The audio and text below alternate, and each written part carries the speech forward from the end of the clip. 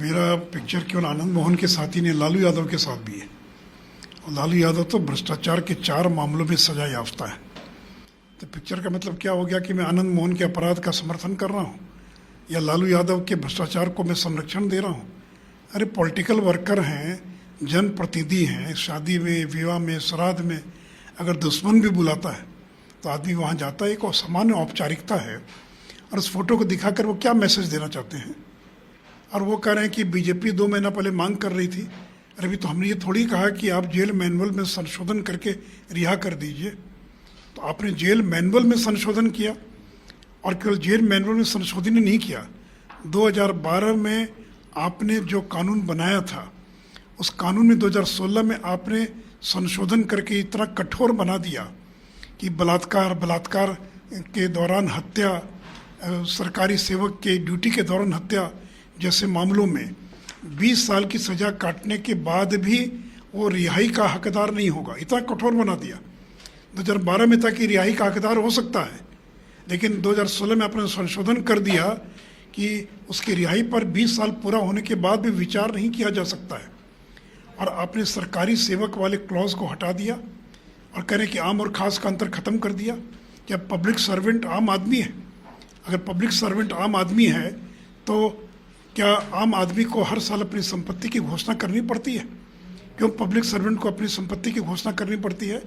IPC का एक पूरा चैप्टर, एक अध्याय सरकारी सेवकों को संरक्षण प्रदान करता है, क्योंकि जो पब्लिक सर्वेंट है वो राज्य का प्रतिनिधि है, वो राज्य की ओर से सरकार चलाता है।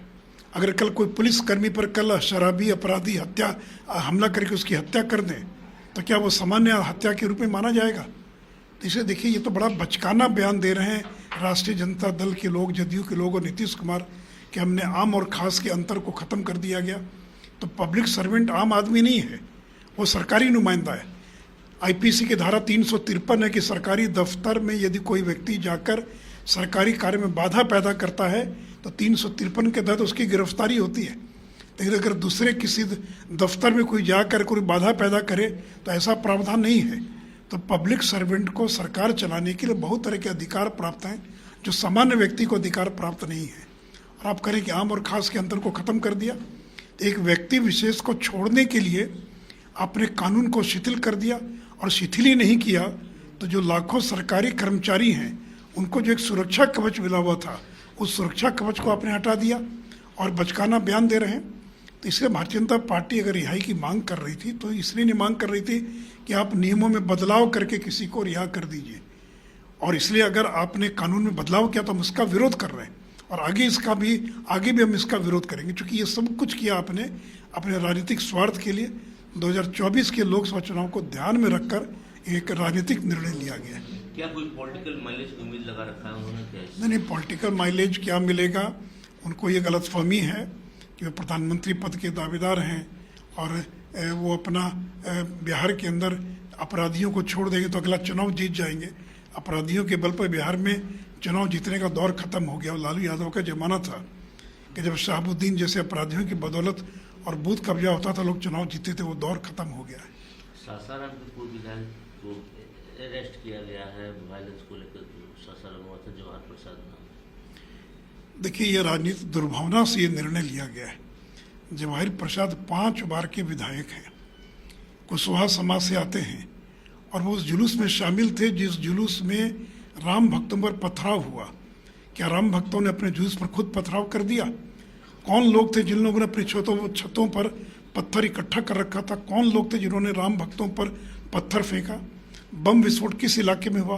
कौन लोग थे जिनके घरों में बम विस्फोट हुआ? तो उनको गिरफ्तार करने के बजाय जो लोग शांति व्यवस्था में लगे हुए थे उनको आपने गिरफ्तार कर लिए 1 महीने के बाद, जिनका न तो एफआईआर में नाम था, न कहीं दंगा भड़काने में जिनकी कोई भूमिका थी।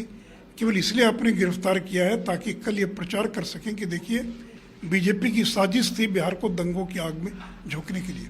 तो बीजेपी दंगों की राजनीति नहीं करती है, इसलिए राजनीतिक दुर्भावना से प्रेरित होकर जवाहिर प्रसाद की गिरफ्तारी की गई। बागेश्वर बाबा पटना आ रहे हैं, आरजेडी इसका विरोध कर रही है, कुछ लोग तो बोल रहे हैं जेल में होना चाहिए, कुछ लोग बोलते हैं नहीं आने देंगे। देखिए, सबसे अफसोस की बात है कि जगता बाबू जैसा व्यक्ति वो कह रहा है कि बागेश्वर धाम के बाबा को जेल में होना चाहिए। और यही जगता बाबू हैं जिन्होंने बयान दिया था कि नफरत की भूमि पर राम जन्मभूमि का मंदिर बन रहा है। भी संत हैं, महात्मा हैं, उनको अपनी बात कहने का अधिकार, आपको अपनी बात कहने का अधिकार है, लेकिन आप प्रतिबंध लगाकर किस आधार पर रोकेंगे आप? अगर आप रोकेंगे तो इसकी भयंकर प्रतिक्रिया होगी समाज में। इसमें नीतीश जी से अपील करूंगा कि ऐसी कोई गलती मत कीजिए। संत महात्मा हैं, ये कोई पॉलिटिकल लीडर नहीं है। पॉलिटिकल लीडर से ज़्यादा भीड़ होती है संत महात्माओं के प्रवचन में। और बाबा बागेश्वर धाम जहाँ भी गए पूरे देश के अंदर लाखों लोग उनके प्रवचन को सुनने के लिए आते हैं। तो ऐसी गलती मत कीजिए, और नहीं तो इसके बहुत ही खराब परिणाम होंगे जी।